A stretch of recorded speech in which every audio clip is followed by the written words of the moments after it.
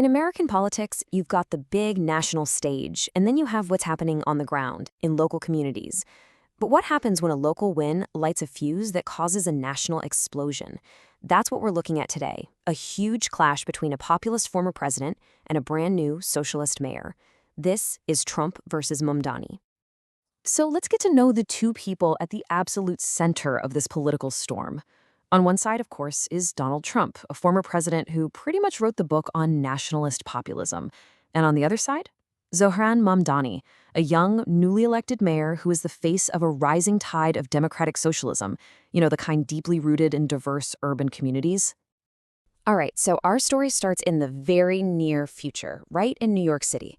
An election happens, and the result isn't just a shock for the city, it sends a political earthquake rumbling across the entire country. So picture this. It's November 2025. Zohran Mamdani, who's just 34 years old, a democratic socialist with Ugandan Indian heritage, pulls off this unbelievable victory. And this is so much more than just some local upset. It's like a shot of pure energy for progressive movements all over the country. It's a sign that maybe, just maybe, the political ground is starting to shift. So you're probably asking, how on earth did he pull this off? Well, his message was incredibly bold, and he didn't apologize for it. He was running on things like a rent freeze for working families, universal childcare, and higher taxes on millionaires. All of it wrapped up in this one powerful idea, keeping New York a city for everyone, not just for the super rich. Then, in his victory speech, Mamdani says these four little words that just instantly catch fire. Turn the volume up. It was so simple, so direct, and everyone knew it wasn't just for the people in the room. It was a message aimed way beyond New York City, and it was pointed straight at Donald Trump. And a challenge like that was not going to go unanswered, right? The comeback from the former president was fast and it was sharp. He immediately blew this local race up into a full-blown national showdown. Within hours, Trump was on social media pulling out a very familiar playbook. He called Mamdani a dangerous socialist and a communist threat. But then he took it even further, labeling him a foreigner, starting to question his citizenship, and even hinting that there could be federal investigations into how he became a citizen. And this single quote, this really tells you everything you need to know about his attack. By calling Mamdani's win a foreign socialist experiment, Trump instantly made this a national fight. It wasn't about a city election anymore. Suddenly, it was a debate about what it means to be American. But listen, this is way more than just a war of words or some Twitter beef.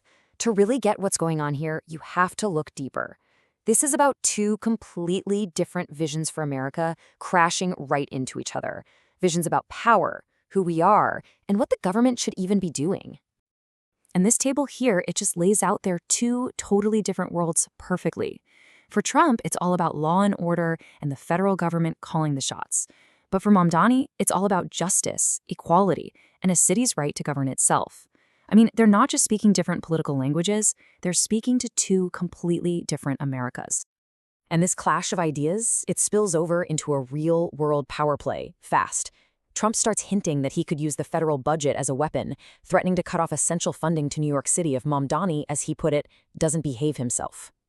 This isn't just politics anymore. It's a direct threat to the balance of power between the feds and the city. And Mamdani's response? It's just brilliant. He basically says, bring it on. He vows to resist, framing this as that classic old story, the powerful trying to crush the powerless. And he promises to protect his city, its people, and its independence from any kind of federal meddling.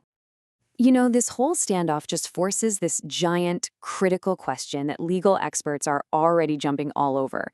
In a head-to-head fight, who really has the constitutional upper hand? Is it a president trying to push a national agenda, or is it a mayor trying to run their city the way their people elected them to? So let's zoom out for a second. This whole fight might be happening in New York, but the fallout, that's national. This has become a powerful symbol for a country that's really struggling with its own identity, a country standing at a major political crossroads. And depending on where you're standing, you see this whole thing completely differently. It's like people are watching two different movies.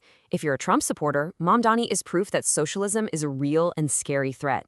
But if you're a Mamdani follower, Trump's attacks are just old-school fear tactics, trying to shut down a new, exciting movement for working people. So what this really boils down to is that New York City has become the main battleground, a sort of test lab for a national experiment.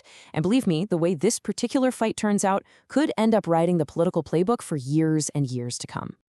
And from where Mamdani is sitting, this is about so much more than him winning an election. He sees his victory as proof of a much bigger movement. It's evidence that when ordinary people, renters, community organizers, young voters, get together, they can actually challenge and beat the established power. In total contrast, Trump uses Mamdani as the perfect symbol to fire up his own base. He paints this whole thing not as some local political squabble, but as a key battle in a much larger war against what he calls the socialist takeover of America. And at the end of the day, it really leaves us all with this one giant question. Are we just watching a fight over the direction of a single city? Or are we actually getting a sneak peek of the fight for the future of America itself? So, this is where we're left, watching a collision of fundamental values. Competition versus compassion, fear versus fairness, wealth versus equality. Is America's strength in a powerful, centralized leader, or is it in the independence of its diverse, progressive cities? This isn't some academic question anymore. It's the question being fought over right now, and the answer is going to define the future of American power.